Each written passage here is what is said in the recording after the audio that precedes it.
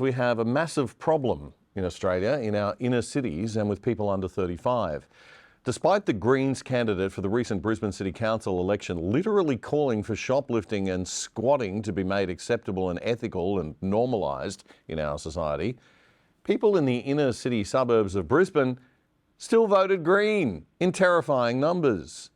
In the inner city Brisbane electorate of the Gabba, which covers West End and Woolloongabba, think Fitzroy, Newtown, Northbridge, you get the idea, inner city grunge hipster vibe. The Greens' primary vote was absolutely off the charts at 45.4%. Now just let that sink in for a minute. That's almost half the people who live in that area walked into a polling booth and put a 1 next to the Nutter Party. And Brisbane really is no different to any other Aussie city in this respect. It's just that in other places there's more teal than green, but generally the same values. What will it take for people to wake up to the fact that, firstly, the Greens are radical socialists and communists, and secondly, that socialism is not a good thing? Before you just dismiss this as inner city flakes and lefty kids, think again. Half. That's not a big percentage, it's huge. That is literally every second person, right? And these suburbs are also where a lot of the corporate and government managerial class live. And have a look at this from the more affluent Brisbane area of Paddington, also inner city, but a much wealthier vibe, which the Greens have just won for the first time. Almost 40% primary vote and a comfy 51% after preferences kicked in from Labor to get them over the line. So, Seal Chonghua, who put at the top of her bio the following sentence, "I am Eurasian, a proud woman of colour, and I was adopted at 6 weeks old. I was fortunate to be raised with a mix of European, Australian and Chinese cultures by 2 loving parents." Whoop-de-doo, I mean, my kids are Eurasian, I'm mixed race. What the hell's that got to do with your ability or suitability to be a city councillor? But for the woke kids, it's all that matters. Never mind the silly superficial stuff like, oh, I don't know, experience at anything. She goes on, "I currently work in IT and have studied a bachelor's degree in visual arts, majoring in illustration at the Queensland College of Art."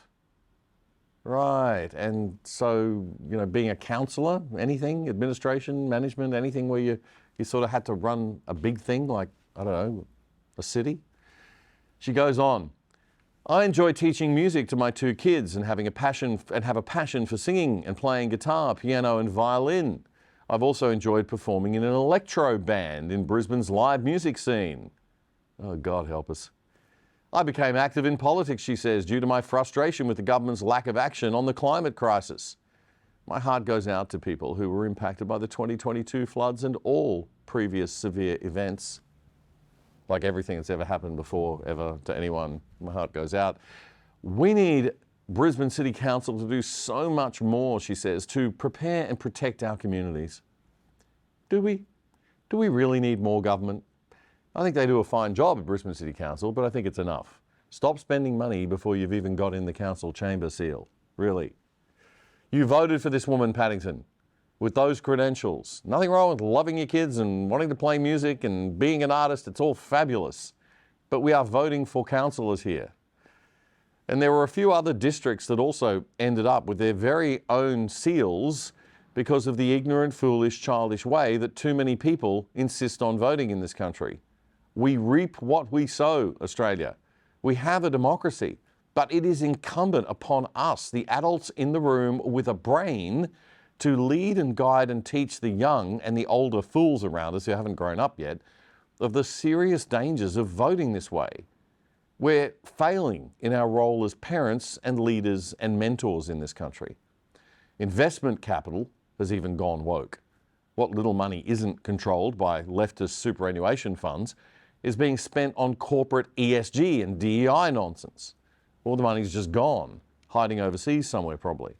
But God knows it's not supporting the right media and education and cultural or church initiatives in Australia. We are losing the plot. So if you're a wealthy boomer and you want to keep your money from the taxman and these lunatics, you need to cough up and start funding and sponsoring the right things. And if you can and are fit and able, you need to get to work, volunteering to change this garbage. Mentor a young person, talk to your kids and grandkids, give them books, podcasts, teach them about economics and liberalism and capitalism.